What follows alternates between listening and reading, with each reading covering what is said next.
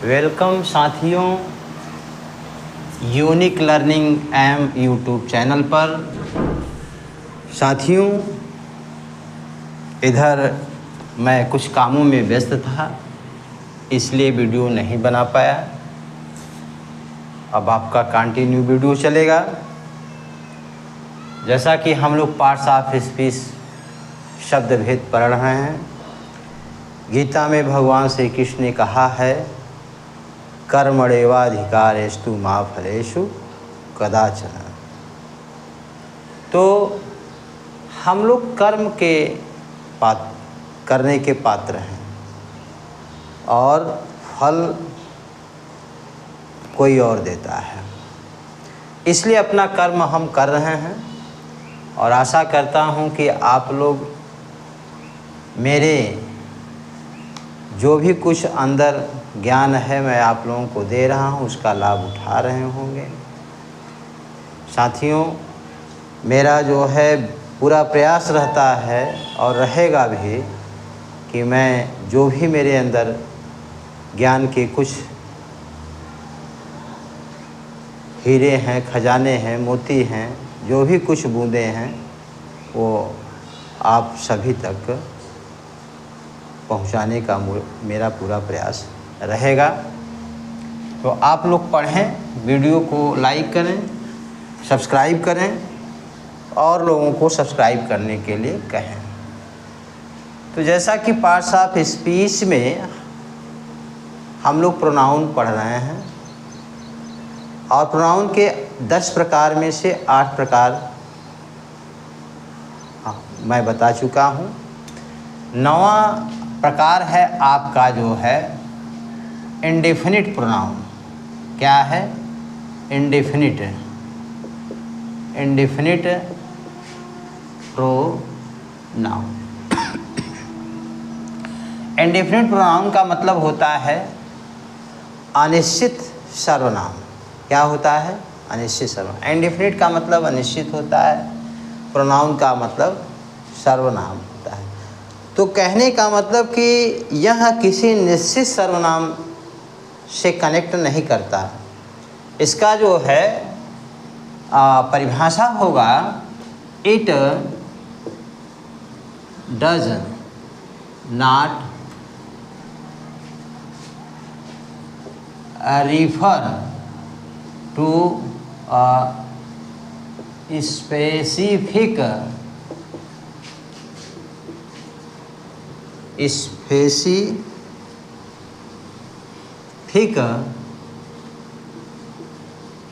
person or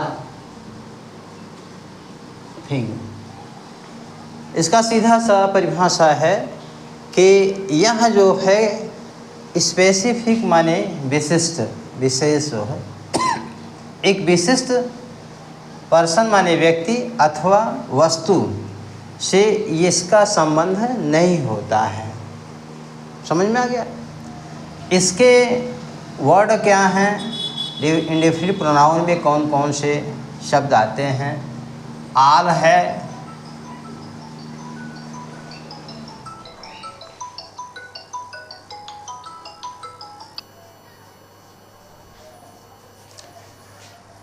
आल है, many है,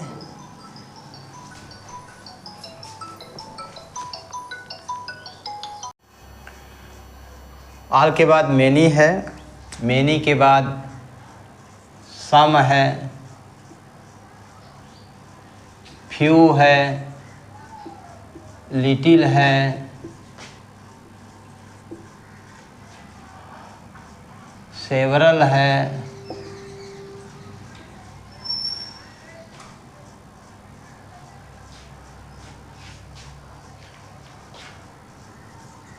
no one है, नन है,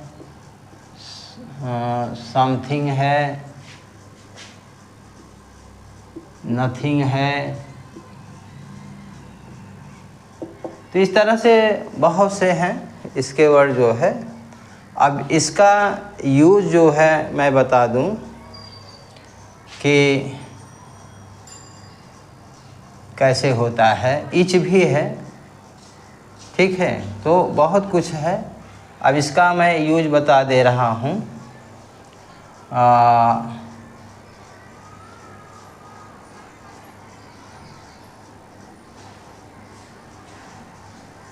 all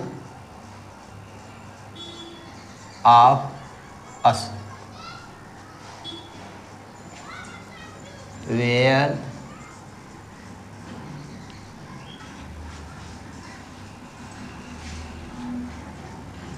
joined in the meeting,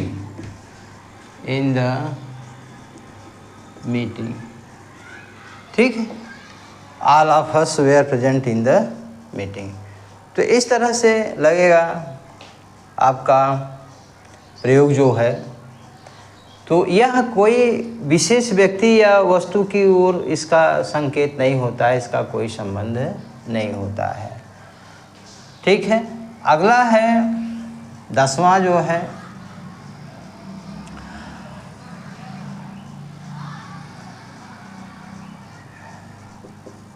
exclamatory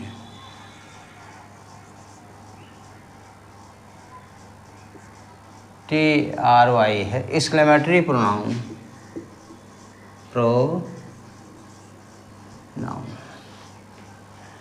exclamatory का मतलब क्या होता है? विस्मय, जो हार्ट से, हृदय से निकलता है, चाहे वो घृणा का हो या हर्ष का हो या दुख का हो या आश्चर्य का भाव प्रकट हो, ठीक है। तो माने सुख दुख, नकारात्मक प्रसन्नता, दोनों भाव निकलते हैं। तो हृदय से जो निकलता है उसको एक्सक्लेमेटरी प्रोनाउन कहते हैं। अब इसका जो डिफिनेशन है, इसका डिफिनेशन है कि इट इज़ यूज्ड, इसका प्रयोग किया जाता है टू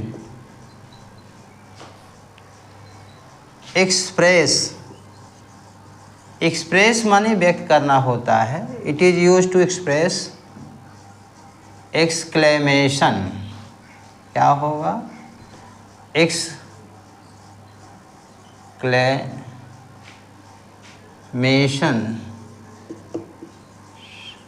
ठीक है।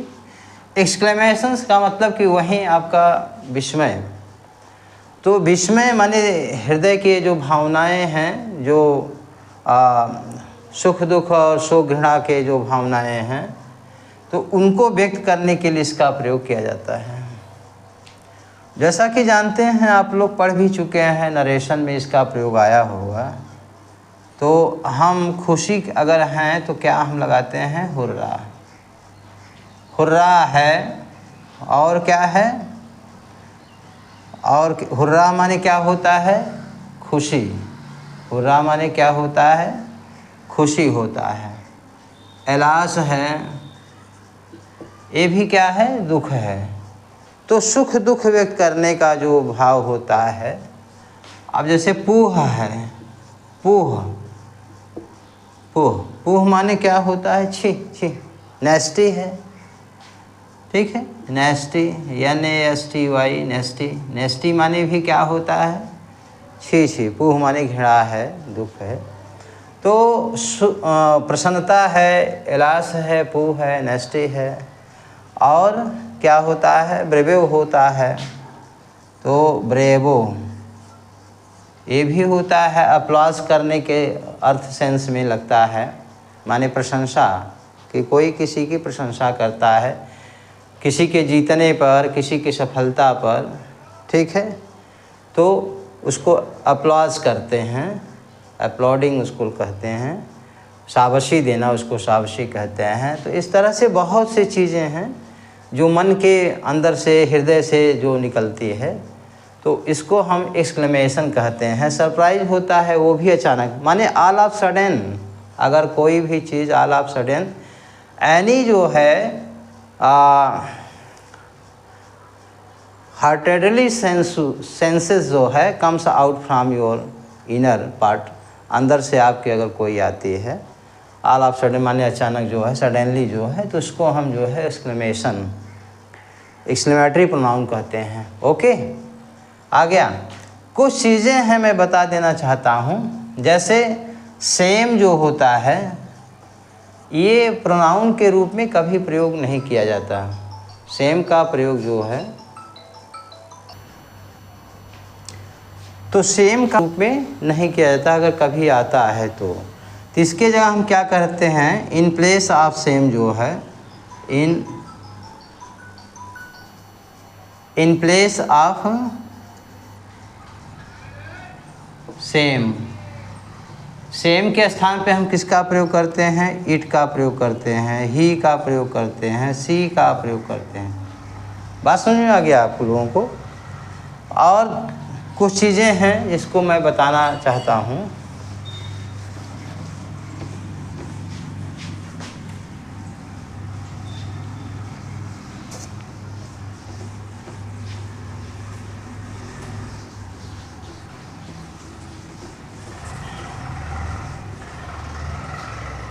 जैसे मैंने कभी बताया भी हूँ आप लोगों को जो है, इट का प्रयोग जो है, यह जब जेंडर सर्टेन नहीं होता है तो उसमें हम इट का प्रयोग करते हैं।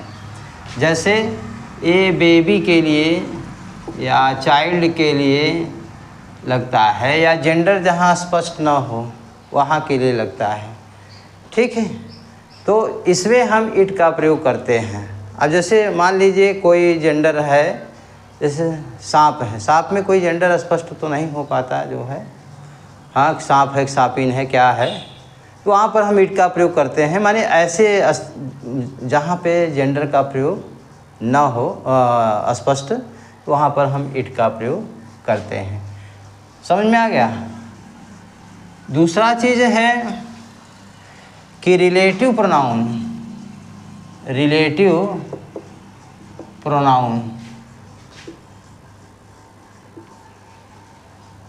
में प्रीपोजिशन जो होता है वो नहीं होता है रिलेटिव प्रोनाउन में। ठीक है, और रिलेटिव प्रोनाउन में जो है डिटरमिनर, जैसे माई, आवर, ये सब का भी प्रयोग नहीं होता है। माई, आवर, देयर, हिज, हर, ये सब का प्रयोग नहीं होता है। ठीक है ना। तो ये सब मोटी मोटा जो है मैंने आपको बता दिया। अगर कहीं और अगर कोई दिक्कत होता है तो आप लोग उसको बताइएगा। बीच बीच में फ़ोन आया था, थोड़ा आप लोग ध्यान दीजिएगा कि उसे घबराइएगा नहीं, वहाँ पर थोड़ा ब्रेक होगा, लेकिन पढ़िएगा पूरा। आगे फिर हम मिलते हैं। ठीक है, ओके।